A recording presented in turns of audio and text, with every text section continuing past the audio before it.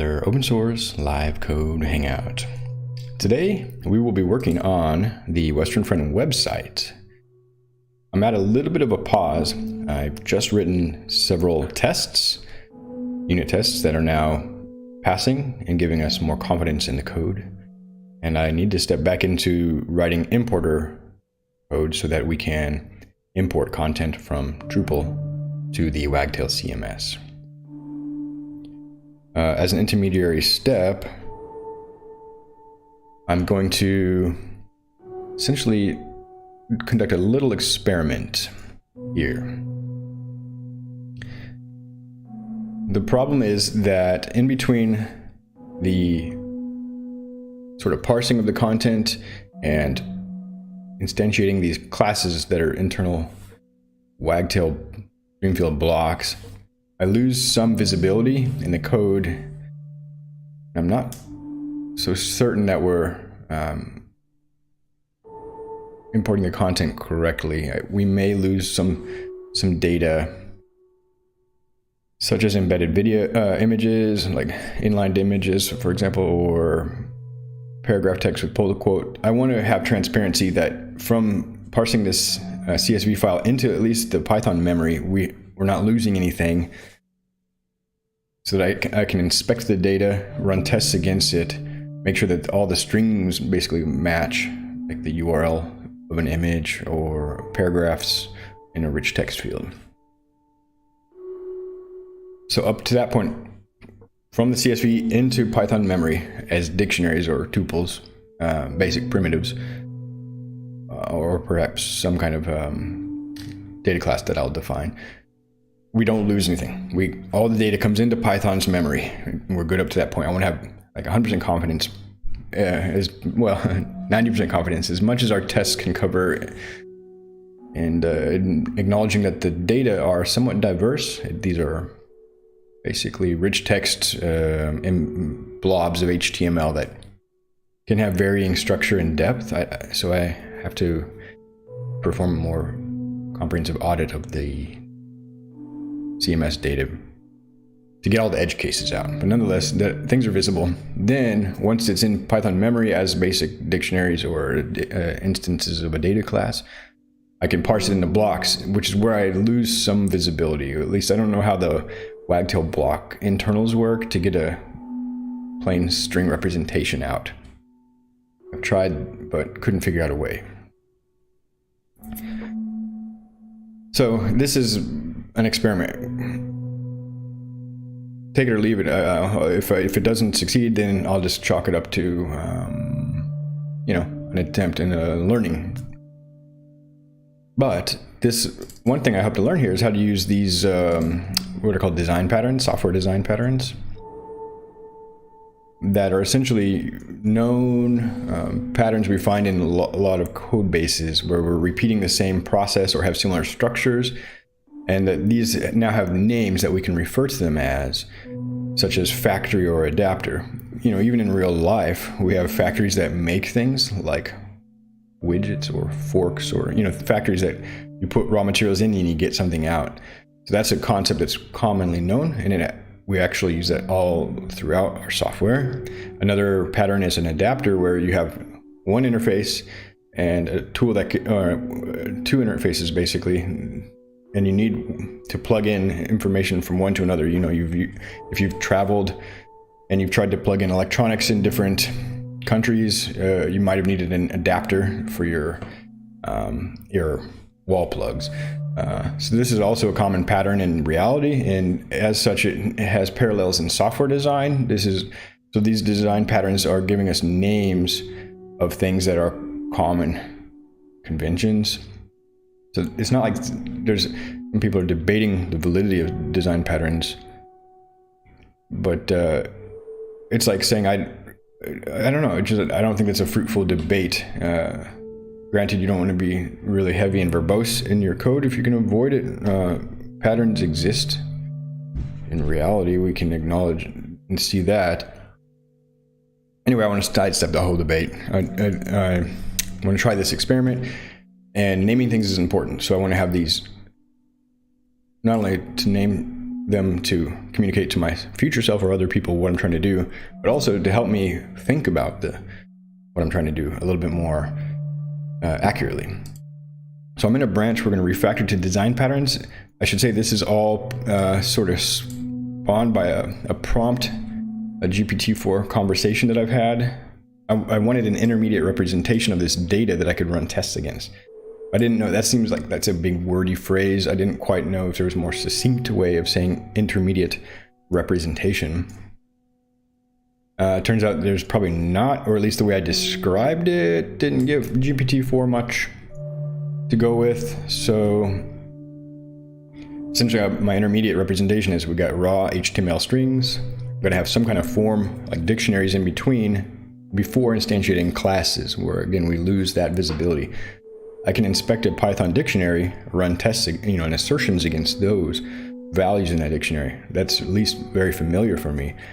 Whereas these wagtail classes they're not so familiar, and I don't know how to run some assertions that I need to check, like the content of strings or the URL of an image or maybe the image file name. I'm just having a bit of block there.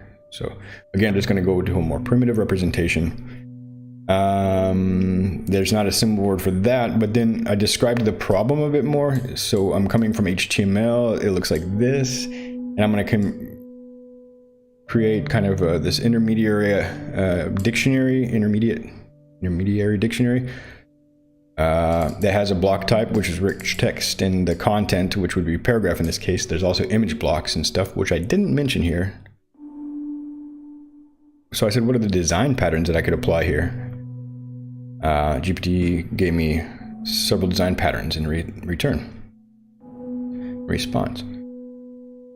And in particular, highlighted the factory and adapter patterns. And so I just asked for a code example, which is also really helpful. And notice that it also inferred that I could be potentially dealing with image blocks.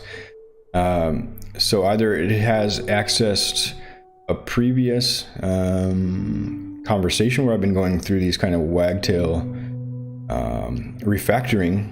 I'm looking for the conversation. I don't see it, but here it is.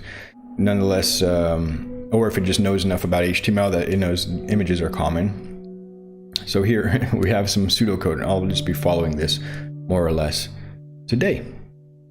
And it has even some pseudo blocks, which may or may not be useful. I'll have to think about how to exactly adapt this code to our context. So let's hop over to the code real quick.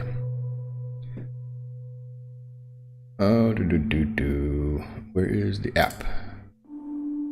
We're in content migration.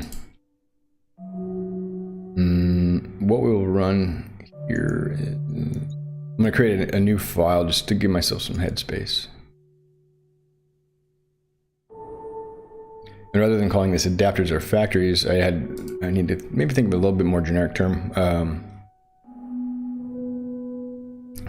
like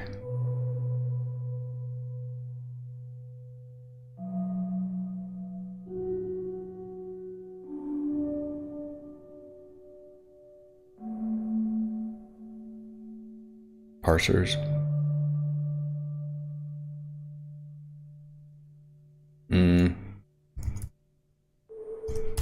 Conversion.py, I don't know.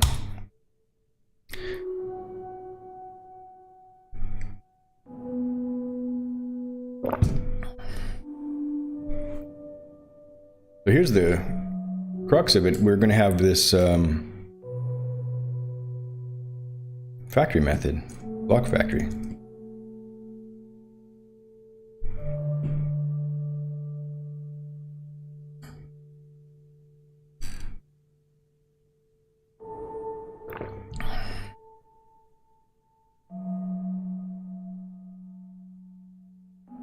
With validation, that's interesting. And I was thinking maybe if I do a data class here. Whoops.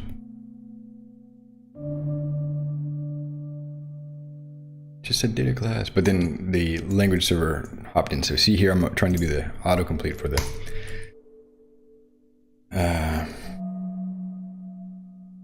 Copilot, and then my language server intervened. So this data class is going to be a generic block.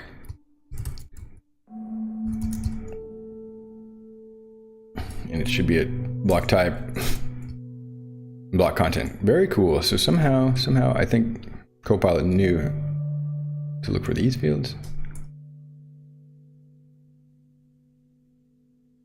Oh yeah, I forgot this.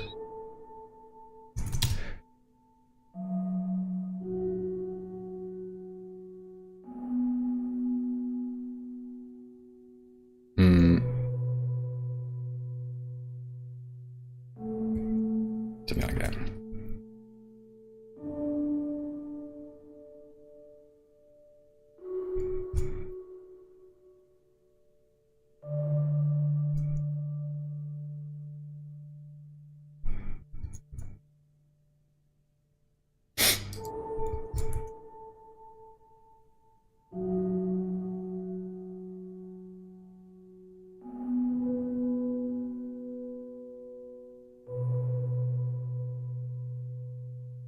And really, it's just kind of tuples at this point.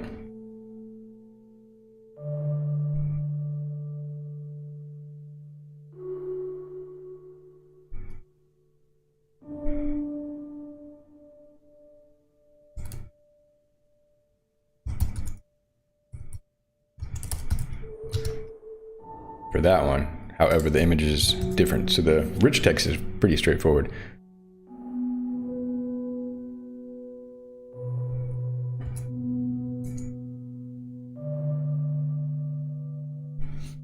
And I might have a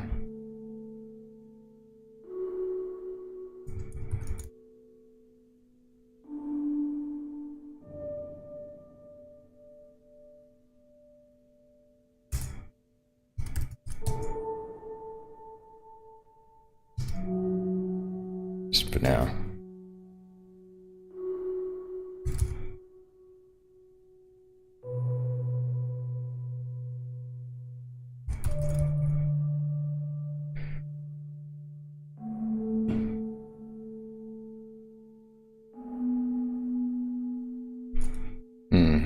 This should return a tuple, I guess.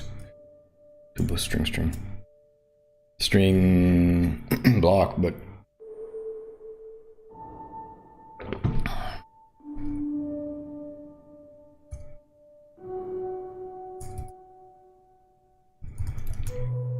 this is the challenging part. At some point I lose, maybe I'm adding too many layers and adding complexity here. So I'll acknowledge that up front.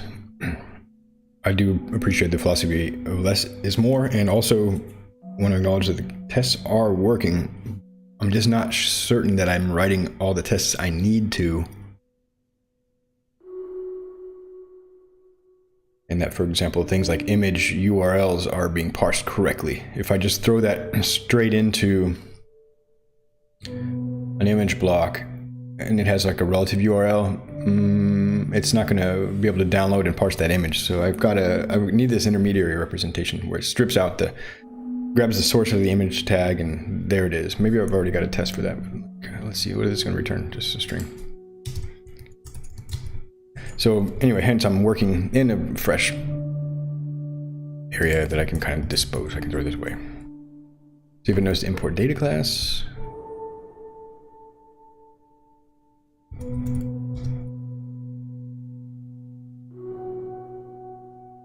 Or, oops. Dang it. The language server is almost starting to get annoying in a way that the Copilot's becoming more helpful than the language server in some ways. We'll hope they find a way to harmonize the Copilot suggestions in the language server. But I know you have to choose between them, so it's probably not a simple task. All right, now here I do have some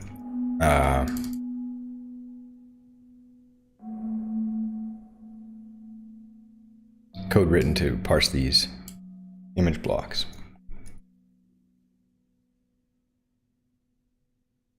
But at this point of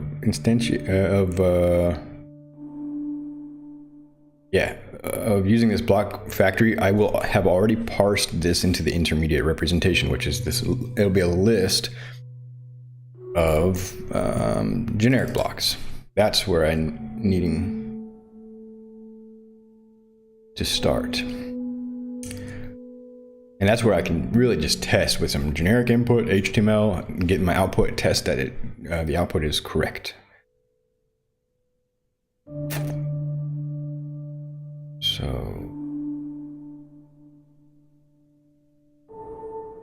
and here's where it's using the adapter pattern.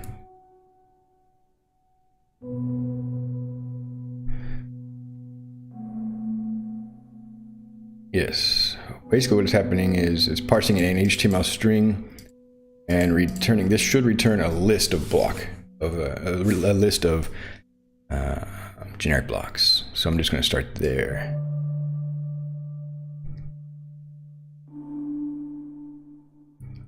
So this will be a string and a list of generic blocks. So here's Copilot coming to the rescue. However, that's too direct.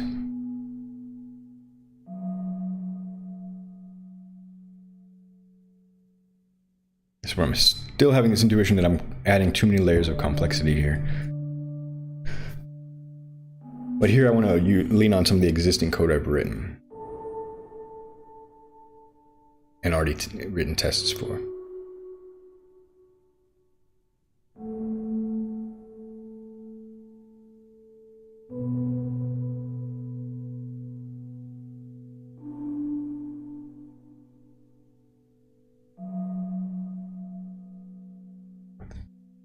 None of the code produces this output.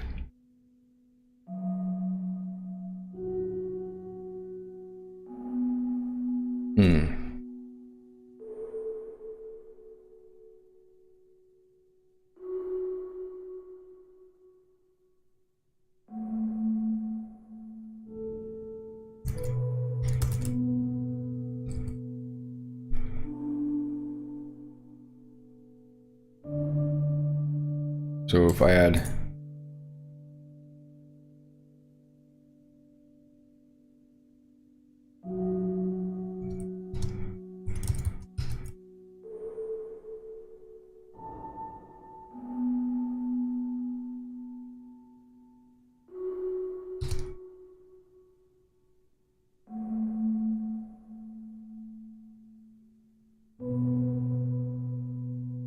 and if I open up this other, so one thing I was watching a video on using Copilot, if you open up another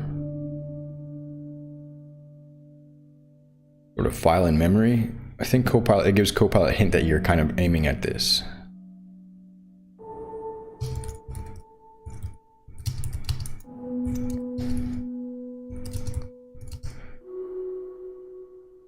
The original parse body blocks, except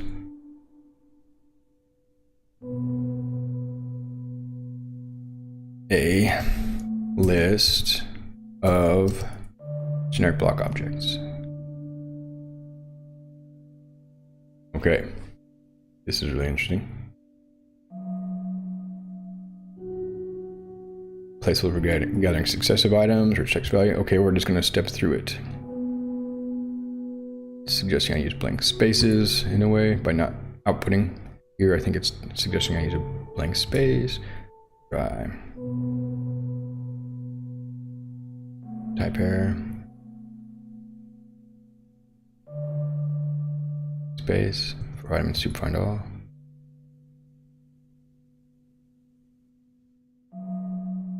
Then that's a bit more complicated.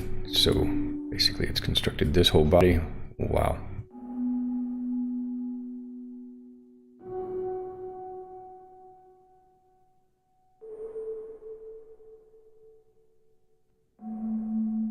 And it's basically done the work here, so we'll need to import this extract pull quotes, which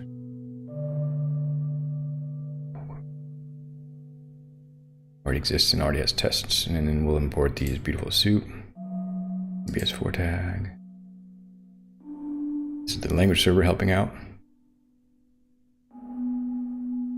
I think it, oh yeah, import tag as BS4 tag.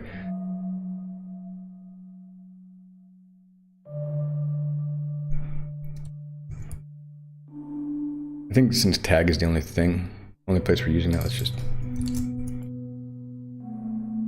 use tag. Logger, I don't have a logger, okay. We'll just define a logger. Import logging.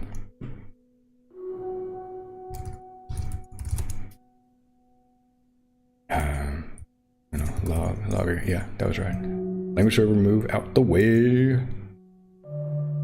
Cool. This is actually really remarkable because I had the gist of it. I've written the code. I have enough familiarity with it, but all these little details that I've already figured out, my brain's not going to hang on to all those, right? So the key is I just opened up the file with the existing logic that we need to change just slightly. You know, here's like one example where we lose the trail is creating an image block directly with file bytes. I lose some visibility into the image case. I want to have just a plain old object to inspect the content, and this will hopefully do it. Now I need to actually use this and test the output. So that's the next step. But yeah, it wrote all of that for me. Let's see. So if it contains an image.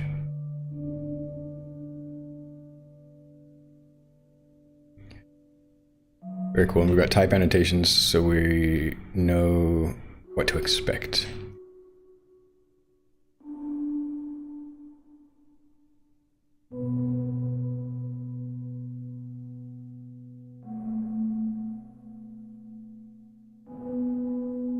So now we will write a couple of tests. I wonder if I named my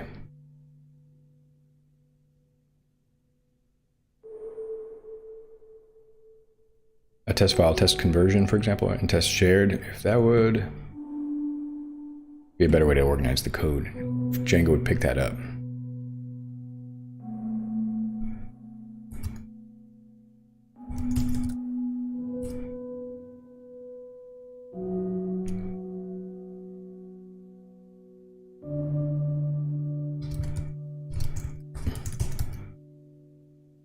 And actually this should be just a simple test case,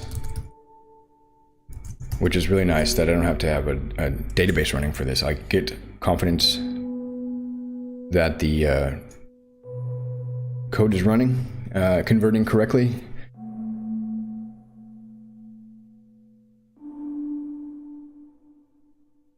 Okay, let me think here for a second. That was not a thing in conversion. So actually, we need to close shared for a moment.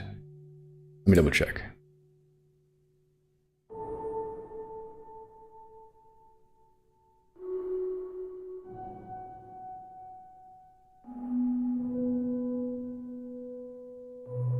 No, it's just going to return it directly, right?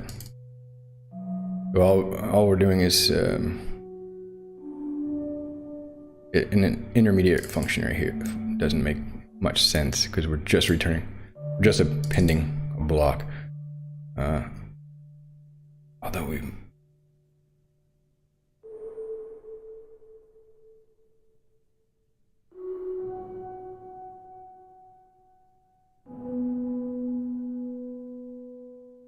well, we'll get more into the details because there's some nuance here where we need to strip out pull quotes and put them in a pull quote block, and then retaining them in the original rich text blocks, which gets inserted below, one step at a time.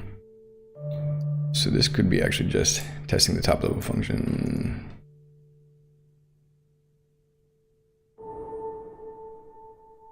Test.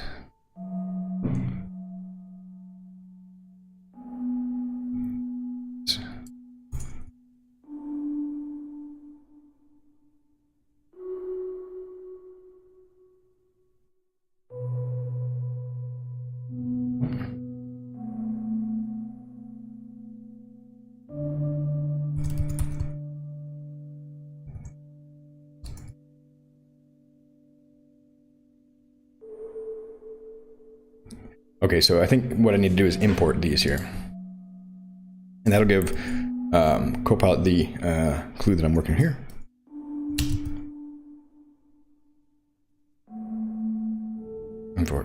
Convert to HTML to generic blocks.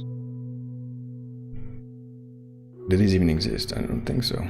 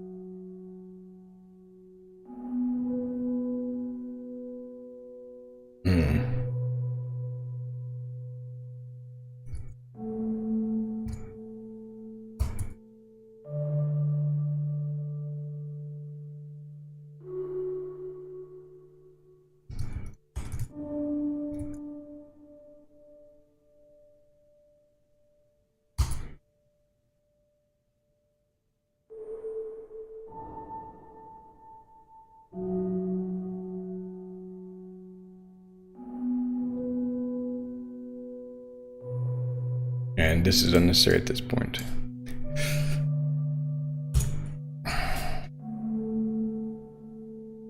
Well,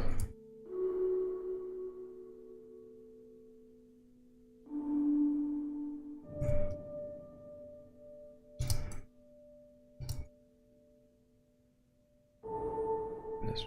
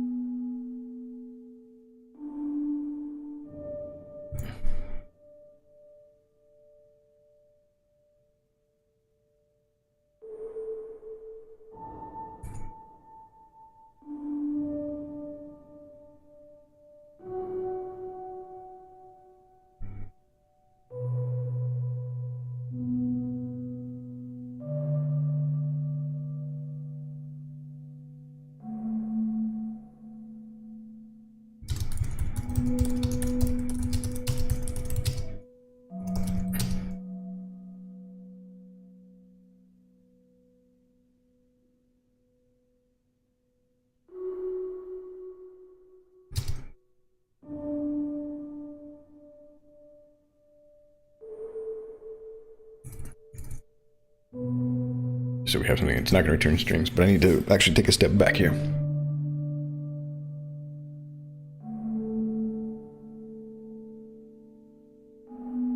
So I don't need the block factory yet. In fact, the whole block factory is coming after I get the intermediate representation, which is what I'm after here. Sidetracked. So I get this intermediary representation. So let's test that. All I need to test is essentially this. Adapt HTML to generic blocks. That's it.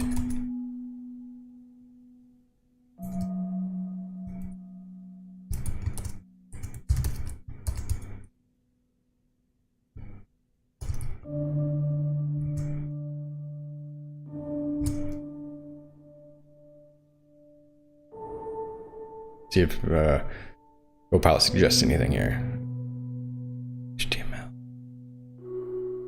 Okay, it did. It takes a little bit because this is a much more complicated test suite.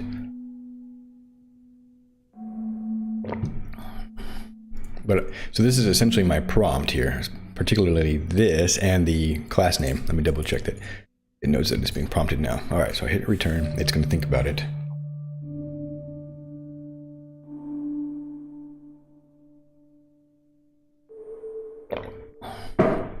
It did come back with something a moment ago.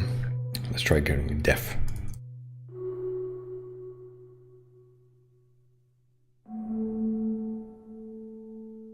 All right, so now it's coming back with some string. Wow. All right. This looks like it's gonna go on. All right, joke's on me. We only need one of these for right now. 2 of these is good. Actually, that's a valid test case. All right, so we've got the string.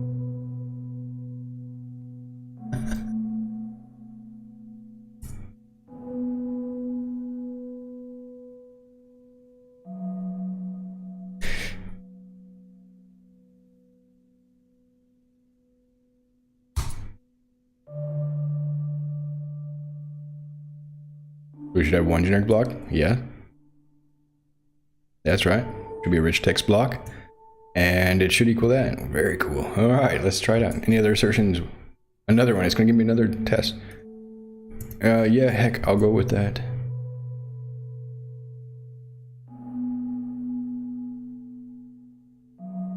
Wow. So while, I'll read this, but while Copilot does some weird things at times, like giving me an infinite list of paragraphs, you need a human in the loop, otherwise we'll go insane. And that could have been an infinite recursion to the end of the universe. I don't know. That would have been problematic. But it's also really good in with some cases. So let's see. Now I don't know this exact case should have yeah, so it's testing the first block should be the paragraphs. Yes, and then so they get lumped into one, and the second block is an image block. And the block content in this case though should be just the URL. I'll show you the reason for that when we get to that part of the code. When we get to the factory method. But, you know, in fairness, since the factory method's not quite written, Copilot didn't have a lot to go on there. It's going on a precedent that we are including the HTML tags in there. I could do that. Maybe that's the better idea.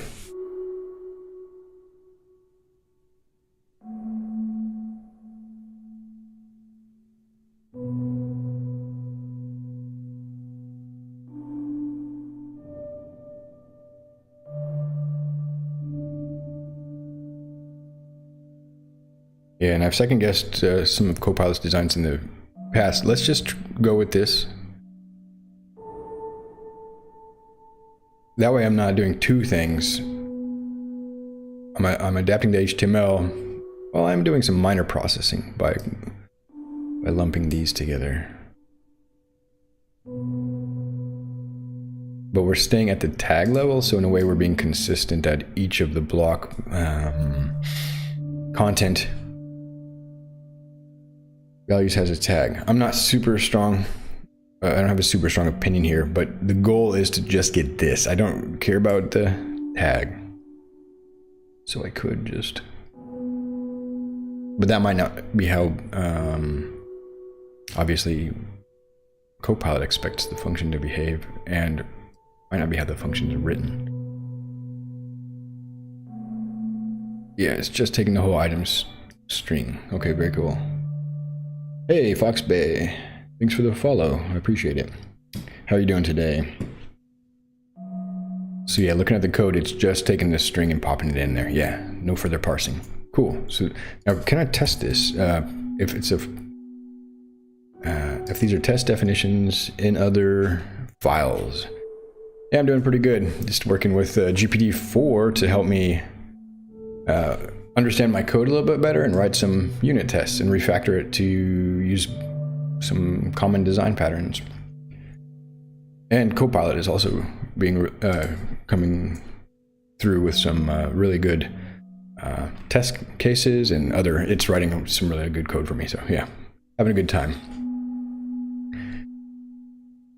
And let's run this test. So I'm going to run a manage Pi. So first we need to get in the Poetry shell. So we have our environment. You do any development, software development in Fox Bay? Web development, coding, app building, any of those kind of related fields, even design and stuff, it's all kind of lumped in my brain. They're all sort of supporting skill sets. You gotta have designers, you gotta have product people coming up with ideas and making sure you're on the right course. User experience people, making sure that you're solving actual problems. Quality assurance people, which are super essential and increasingly essential in the age of large language models, where a lot of our code is being written by these models, and in some cases will be hard to decipher. I think in those cases we're going to be moving more towards saying the inputs and outputs, sort of the defining the specification but not the implementation. So the perspective of the engineer, kind of, we step back, we say, given this input, I expect this output, make that happen. So that's basically, in a broad sense, kind of quality assurance, but also technical writing, prompt engineering, some other skills. Okay, so how do we run this? Python, manage Pi, test. Let's see if it picks up this new test. Assert, in fact, I should assert fails or assert false and something.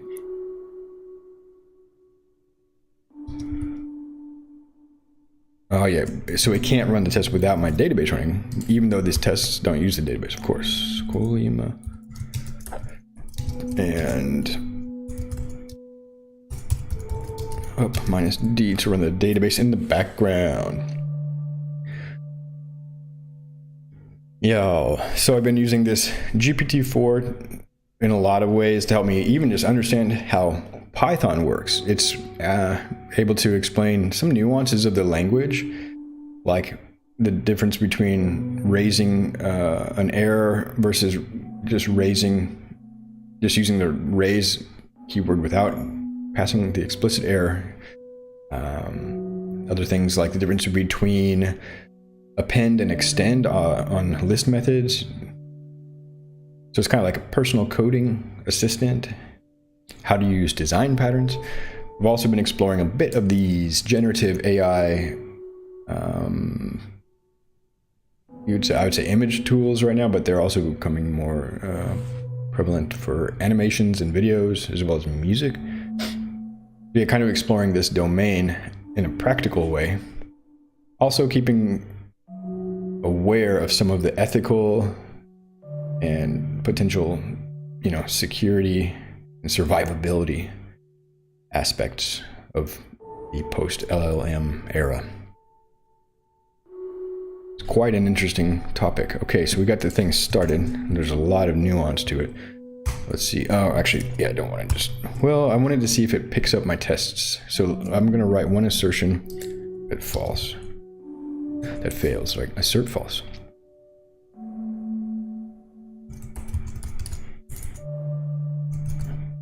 Let's see what if Copilot gives me any help there.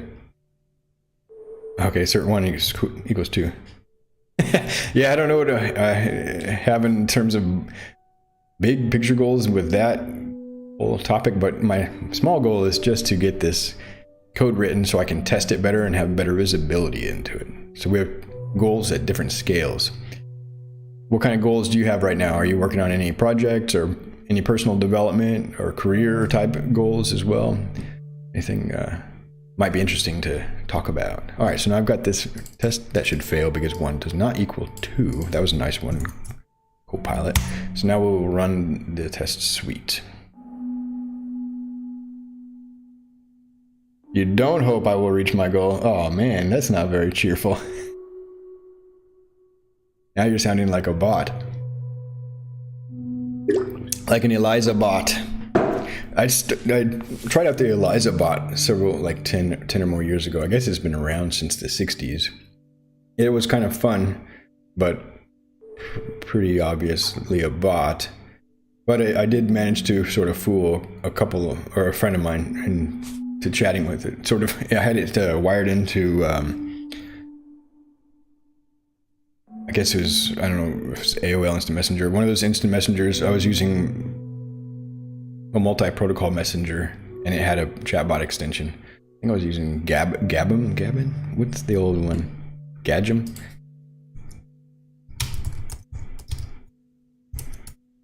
Wow. Gadgem. It's pretty close. I was using this one, LXX MPP client. I think it has multi-protocol support. Maybe I'm just mixing memories here. This one looks like it's only XMPP. Oh, it could have been Pigeon.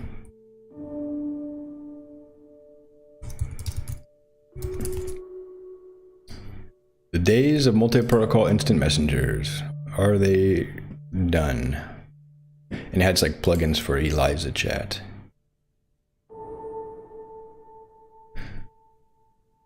Eliza. Not anymore, apparently. It was one of these though. Multi-protocol instant messengers. Learning Python, very cool. Yeah, me too. That our learning never ends, I think. What kind of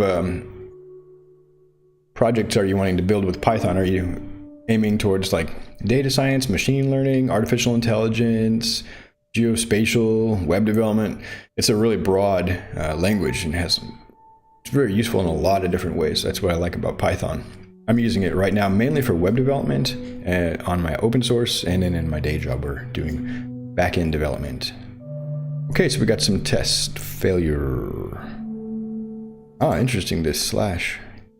But it looks like it did run the test against my generics, so good.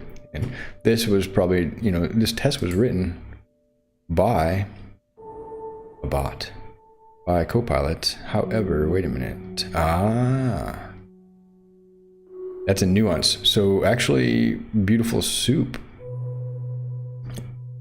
is adding a trailing slash. So it's sort of, in a way, making my HTML more valid. Because the input doesn't have that trailing, the self-closing image tag. All right, we'll go with that. And we should have also an assertion that failed here. So yeah. All right, so that was it. I just wanted to make sure we're getting our tests. Now I will specifically run the tests. So this was in content. ENT migration. Management, commands, test conversion. Management commands, test, conversion, apply. Learning Python, want to make an AI like GPT-4. Hey, welcome to the chat. Someone else joined. Very cool. 2 viewers. Setting a new record. Yes, that's very cool. So Python for AI development. There's, yeah. I think there was like a free course on this I remember lately. Are you studying any books or courses, or how are you learning that? Are you just right now learning the language itself to get an idea of how Python works? I'll try to remember the name of this free course. Or I can just do a Google search for it.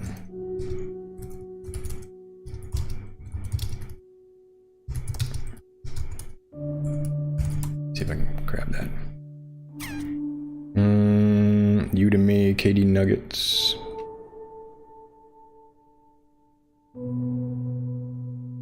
There's probably a lot of them, but none of these are the ones that I was remembering. Fast AI.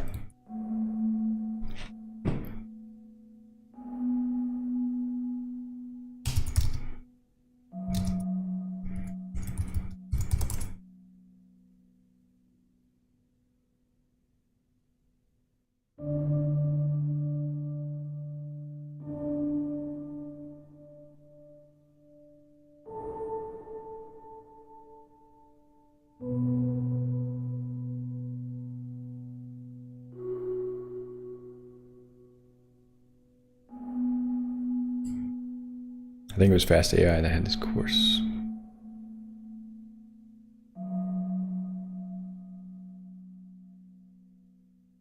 I think this is the one. Well, basically you need to learn, it's deep learning, and that'll get you moving towards the things like Stable Diffusion and GPT. It's all, I think, predicated on these neural nets and types of deep learning. I don't know that much more about it, but yeah, this course is free and it walks you through all the major concepts at a high level, and then it has, I believe, code examples. And yeah, for example, it's got a repo, everything's open source. I think it's open source, yeah. MIT, Apache 2, yeah. Fast AI course. That's the one I was thinking of.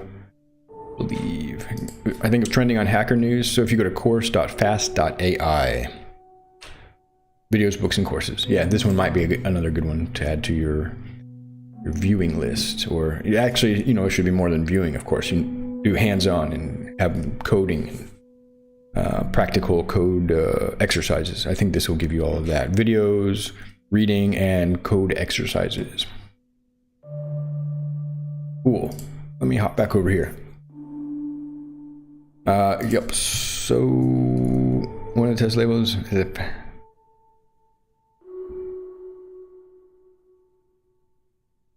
okay, how do I run?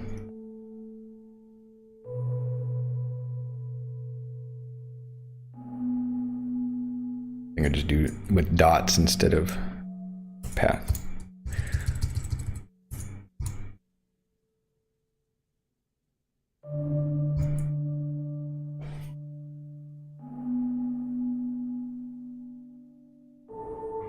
Yeah, very cool. I'd share the link in chat, but right now I'm not on the chat. I'm in a read-only chat, so I can't copy and paste things to... Are you watching on YouTube or Twitch? Oh, you're watching on Twitch. I can paste to Twitch. What was that again? Is it open.ai? Darn it, I forgot already. Open.ai? No, it was a Fast AI. Fast AI.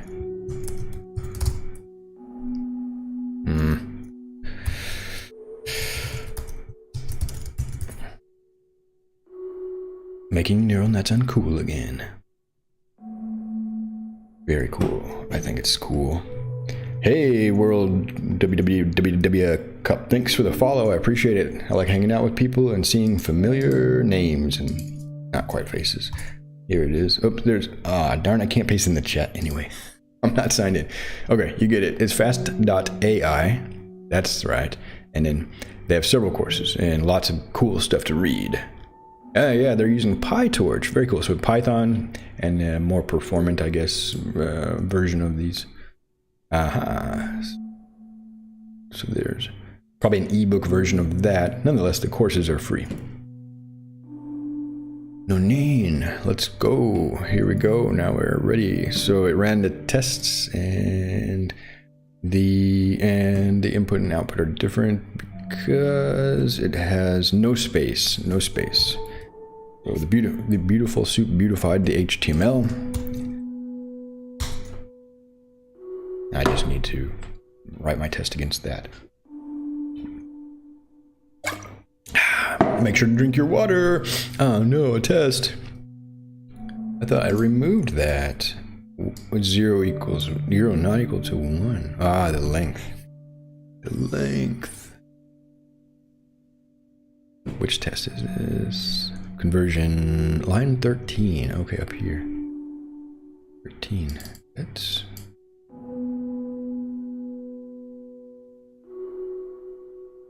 strange. Let's go ahead and debug this one. At this point, what does generic blocks look like?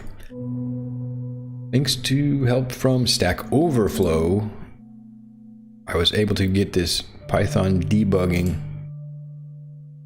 tests management, like VS Code command.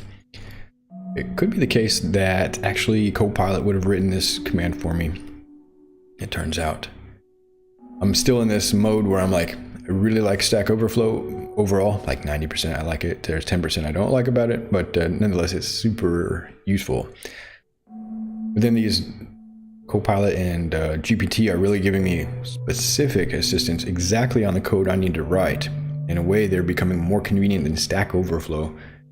The situation we're in with that is that they're trained on Stack Overflow data. So it's like we might be facing a case where the training content starts to diminish because of the usefulness of the models, which then in turn have reduced training content. You know, they have to be trained on sort of human output and conversations and things like that. So the quality of the models would then degrade. It would be like a vicious cycle. World Cup. Very cool. I think right now there's World Hockey Championship going on.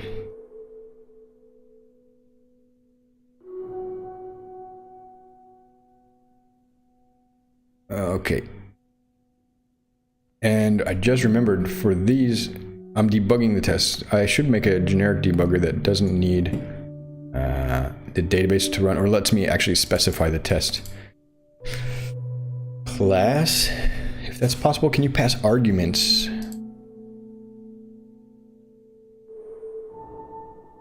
to these configurations? I can pass arguments here in code, and I guess I would just then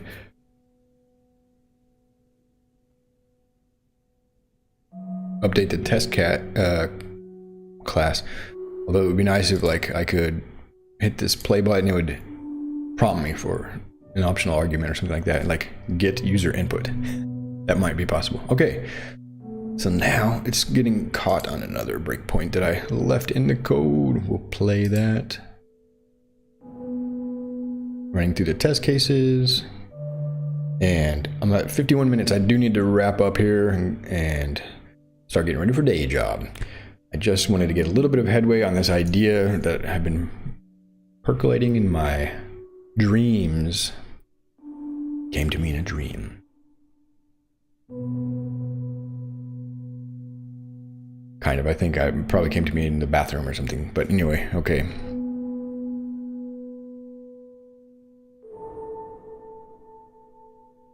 Okay, so I've got more breakpoints here.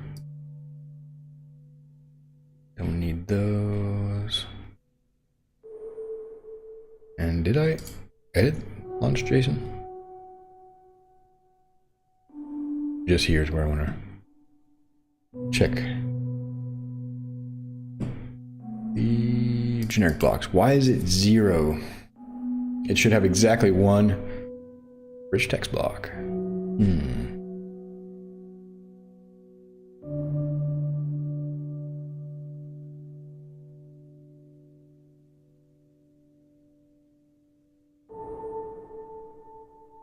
And it's using the accumulator pattern.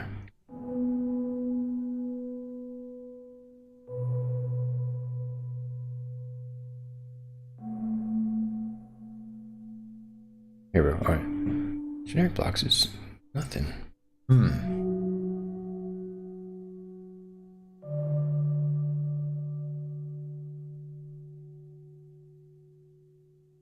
What might be happening is it's like not returning. Oh, what was that? Yes, sir, program. Thanks for the follow. I appreciate it. It's a nice name too. Yes, sir. Yes, sir. That's a nice name. Okay. Yes, ma'am. Yes, sir. Yes, ma'am. Yes, indeed. Okay. Why is this 0? Let me check. The accumulator.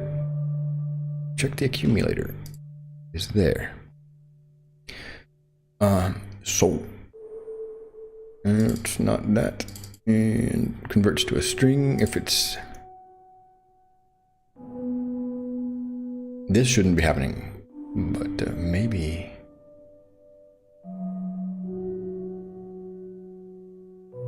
That's the problem. Then we're just checking the image or pull quote else.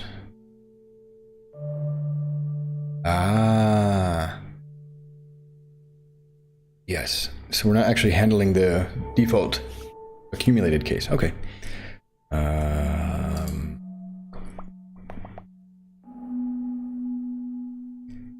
that's gonna be, let's see. Majority of the accumulated rich text value is not empty.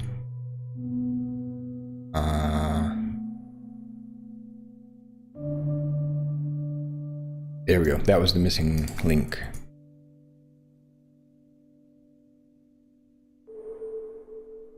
again, just Copilot writing that. Human in the loop here, have to like make sure code's behaving how we expect it. That's why we're writing unit tests that were also written by Copilot, but then I'm needing to read and understand the code. So I don't think, I think it's still important to understand how code works, but at least to be able to specify how it should work, and then get good at that, and maybe then the LLMs can work out the details. I don't know. I haven't gotten to that level of prompt engineering yet, but that might be an inevitable future. So in other words, I think writing and specification is an increasingly important skill, and that means there's a lot more people who now can, in a way, program computers who are just good at writing in whatever language. It doesn't have to be English. That's another important thing. It can be any natural language. Okay, see you, Fox Bay. I'm not sure how long I'll be on today, but I hope to see you another day. I'm probably going to wrap up in about 5 minutes. Anyway, it was nice chatting. Hope to see you around. Oh yeah, get some sleep. I see. Yeah, sleep well. All right, so now that we've got that out of the way, this test case now fixed, we can just run the test directly. I believe this was all the fix, the only bug here. That'll make this work. Oh, that's why it's not running. It's waiting for me. Okay. I have an idea. Let's just do this. Edit the here and just pass in ChatGPT. Copilot verbosity is 2. That's an idea. Okay, so we're in content migration. Dot. Let's see what it says. Almost, not quite though. Commands. Management. Commands. Let's see what it says. Test parsers. Pretty close, but not. Test parsers is actually probably better. It's parsing. Run that. And the keepdb actually needs a comma there. Keepdb is not so relevant here, just for the moment. If I run this, it should just run the simple command. Simple tests. Sure, it can delete it, yeah. Destroying the old database.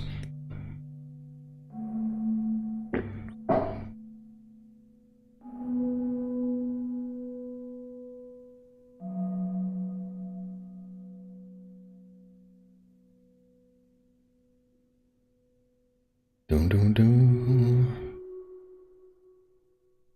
Boy, for not having to use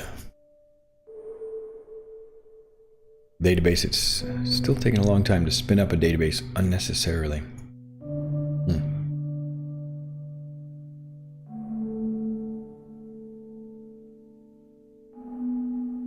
All right, I'll leave that in there next time.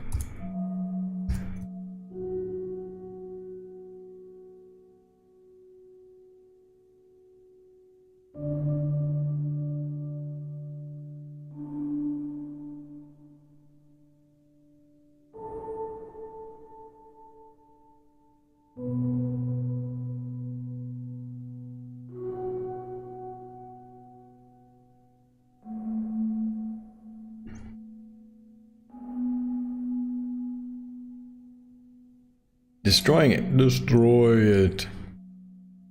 Alright. I'm impatient. Yeah. And just run that. Found 2 tests. Very fast. Simple test. Don't need a database. Run it. It passed. Okay, good. That's a good stopping point. This is nice. I like that. But actually it didn't work. Let me think. What am I thinking? So we'll leave that. Put that back to go. But that would be nice, I mean, to be able to pass in the test suite to run. Okay, let me just summarize real quick. Hello, and thanks for checking out this live stream.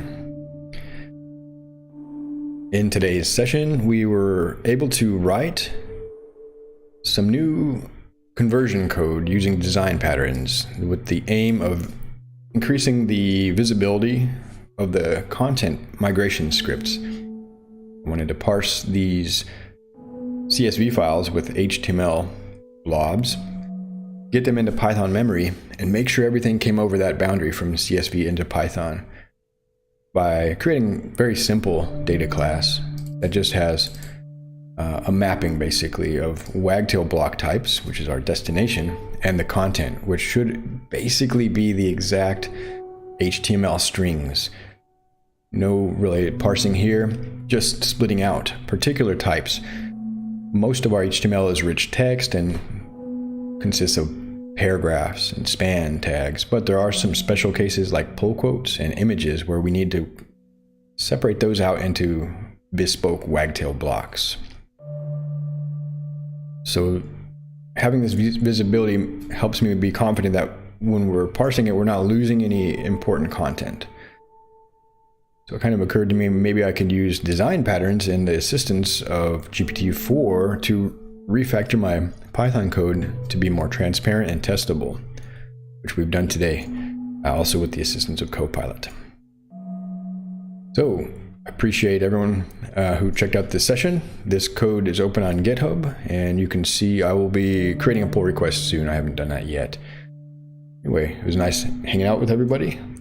Fox Bay, and thanks for chatting, and thank you to World Cup and Yes Sir Program and Fox Bay for following. It's nice to see familiar faces, or at least names, in the chat.